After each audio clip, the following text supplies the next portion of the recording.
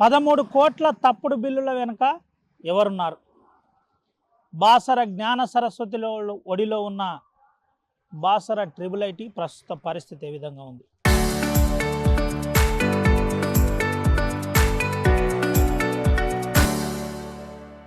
ఎందుకు విద్యార్థులు ఆందోళన చేస్తున్నారు?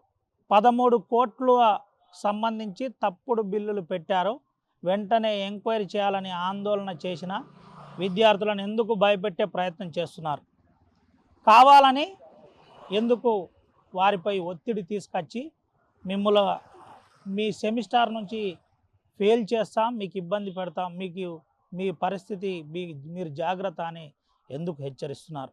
జిల్లా కలెక్టర్ కళ్ళు మూసి బిల్లుల మీద సంతకం పెట్టిందా, లేక వీసీ గోవర్ధన్ బిల్లుల ప్రింటింగ్ చేశాడా? నిజమైన బిల్లులే ఉంటే ఎందుకు సమాచార హక్కు చట్టం ద్వారా బయట పెట్టట్లేదు? సమాచార హక్కు చట్టం పెట్టిన చట్టం ద్వారా ఎందుకు ఇచ్చిన బిల్స్ బయటికి ఇవ్వట్లేదు? అసలు ఏం జరుగుతుంది? ముఖ్యమంత్రి శాఖ ఆధ్వర్యంలో ఉన్న విద్యాశాఖ అండర్లో ఉన్న బాసర ట్రిపుల్ ఐటీ ప్రస్తుతం ఎందుకు ట్రబుల్ ఐటీగా మారింది? విద్యార్థులు వరుస ఆందోళన చేస్తున్నారు. మాకు నాణ్యమైన భోజనం లేదు, మా పరిస్థితి ఏందని అడుగుతున్నాడు. కానీ నాణ్యమైన భోజనం మాకు పెట్టట్లేదని విద్యార్థులు ఆరోపిస్తున్నారు. ఇదంతా మనం చెప్పే మాట కాదు. బాసర ట్రిపుల్ ఐటీలో పనిచేస్తున్న వైస్ ఛాన్సలర్ గోవర్ధన్పై పోస్టర్లు వేసి మరీ విద్యార్థులు ప్రచారం చేస్తున్నారు. ల్యాప్టాప్లు ఇస్తామని చెప్పారు. రాజీవ్ గాంధీ పేరుతో నడుస్తున్న ఈ టెక్నాలజీ నాలెడ్జ్ ఆఫ్ యూనివర్సిటీలో మాకు ఎందుకు టెక్నాలజీ అందకుండా ఇబ్బంది పెడుతున్నారు? ఇదంతా ఇబ్బంది పెట్టినా ఎందుకు ప్రభుత్వం స్పందించట్లేదు? మా ఆందోళన చేసినా ఎందుకు మాకు పరిగణనలోకి తీసుకోవట్లేదని విద్యార్థి సంఘాలు ఆరోపిస్తున్న పరిస్థితి కనబడుతుంది. దీంతోపాటు మెస్లో గోల్మాల్ జరిగింది. వరుసగా మెస్ టెండర్లతో పాటు క్యాంటీన్ నుంచి కూడా గతంలో ఉన్న ఎవరైతే ఏజెన్సీ ఉన్నాడో తనకే నడిచి ఎలా పోతుంది? 3 కోట్లు ఈ టెండర్లో 3 నుంచి 5 కోట్లు చేతులు మారాయని విద్యార్థి సంఘాలు ఆరోపిస్తున్నాయి. ఈ 5 కోట్లు తీసుకున్నది ఎవరు? అసలు ఏం జరుగుతుంది బాసర ట్రిపుల్ ఐటీలో? బాసర ట్రిపుల్ ఐటీలో ఇంత జరుగుతుందని విద్యార్థులు ఆందోళన చేసినా ఎందుకు విజిలెన్స్ అండ్ ఎన్ఫోర్స్మెంట్ విచారణ చేపట్టట్లేదు? ఏసీబీ కనీసం అటు పక్కన కూడా ఎందుకు చూడట్లేదు? ఏసీబీ డైరెక్టర్ గారికి ఈ విషయం అంతా తెలియదా? బాసర యూనివర్సిటీలో జరుగుతున్న అఘాయిత్యాలు, బాసర యూనివర్సిటీలో జరుగుతున్న ఫేక్ బిల్స్, బాసర ట్రిపుల్ ఐటీలో జరుగుతున్న ఆందోళనలు ఈ ప్రభుత్వానికి కనబడట్లేదా అని ప్రజా సంఘాలు వరుసగా ప్రశ్నిస్తున్నాయి. దీంతోపాటు ఎంక్వైరీ చేశారు, నాణ్యమైన భోజనం పెడతా అన్నారు. మళ్ళీ అదే ఏజెన్సీకి ఇక్కడ ఉన్న క్యాంటీన్ ఇవ్వడానికి గల మతలబేంది?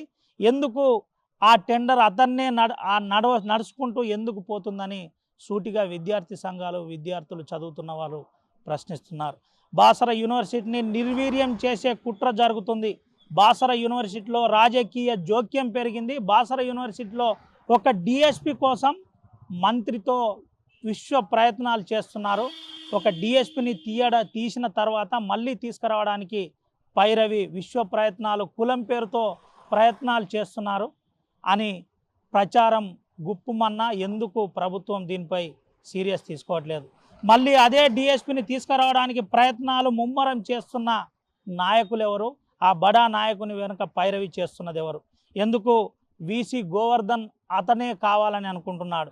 వరుసగా ఆందోళన చేసిన విద్యార్థులకు ఎందుకు ఇబ్బంది పెడుతున్నారు?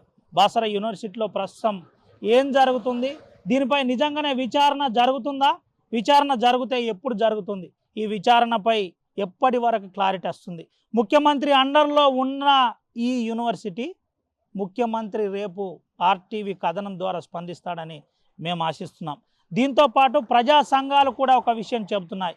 గతంలో ఉన్న వైస్ ఛాన్సలర్ అవినీతికి పాల్పడ్డాడు, వేధింపులు చేశాడు, ఐఫోన్లు ఇచ్చి బయట కొంతమందిని మేనేజ్ చేశాడు.